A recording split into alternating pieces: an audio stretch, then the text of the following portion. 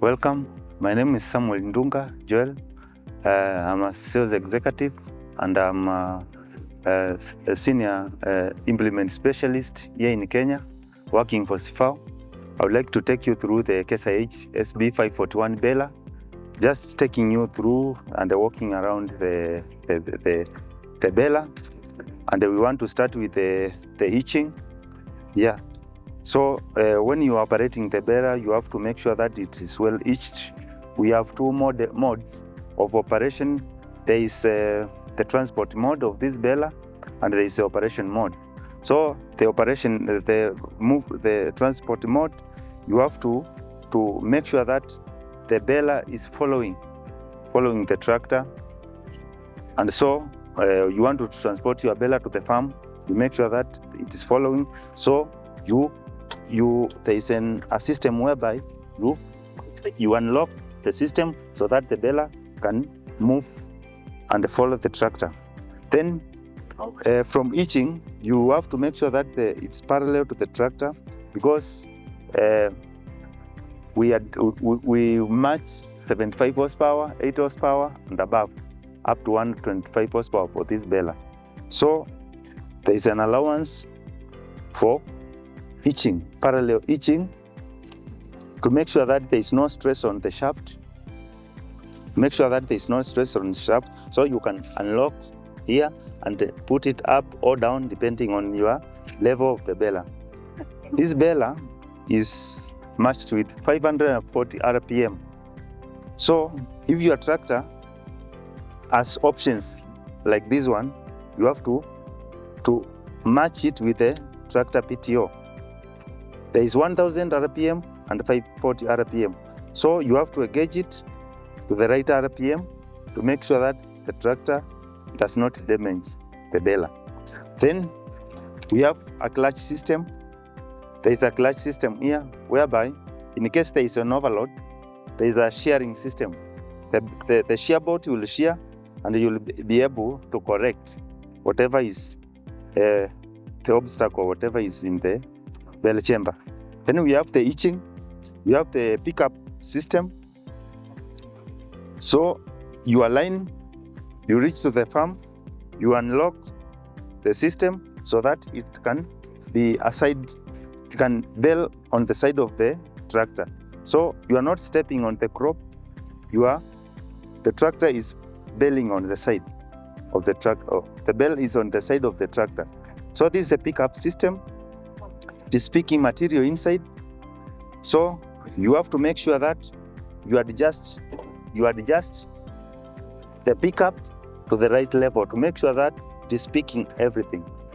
The adjustments, you can adjust the pickup, and also you adjust the wheel. There are slots to make sure that you are collecting everything.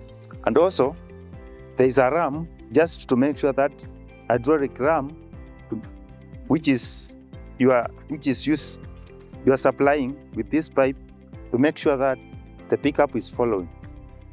Then as the material is getting in, we have the packer rotor, the packer forks, which are pushing the material into the bale chamber. We have 3, and the 3 are timed. So we have the instructions as per this sticker. CFAO have provided this sticker for easy operation, but we also give the operator manual because we have 3 of them. And when you tamper with the chain, one of them, you don't just come and replace, you make sure that it is timed. Because the first one, the farthest one, when it has brought material to the full length, before it starts the cycle again, the center one is vertical. Then the third one is already in this position, coming to pick more material. So there is sufficient pushing material into the bale chamber. Then, because it is rotating, and the plunger is pushing. As the material is coming in, the plunger is compacting the material into the bale chamber. Then we go back to the knotting system.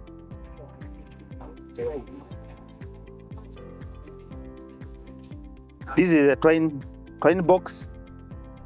You can have 8 rolls into the chamber, 3, 4. You connect all of them, 4 of them, then 4 of them. Then you pick 2 twines. 2 twines you put into the system. You take them all through to the needle, ready now for the bale operation. So there is also a sticker here showing you how you connect the twines on the 4 rolls on one side and 4 rolls on the other side. And then you take them through up to the needle and you make sure that they are interconnected so that there is continuity and the baling. So when you start baling now, the material is coming in and the baler is operating. You want to measure the length of your bale. You also want to determine the density of your bale. So you have manual system of compacting the bale. When you turn these springs, you are putting some pressure on the base of the bale, so you are compacting the bale. And also we have side flaps also to push the bale to make sure that it is more compact.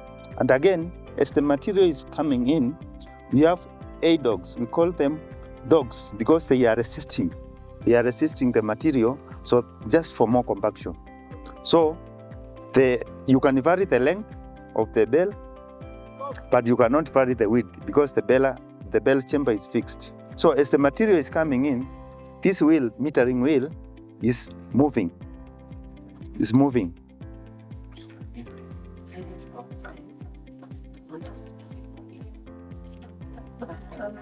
So as it is moving,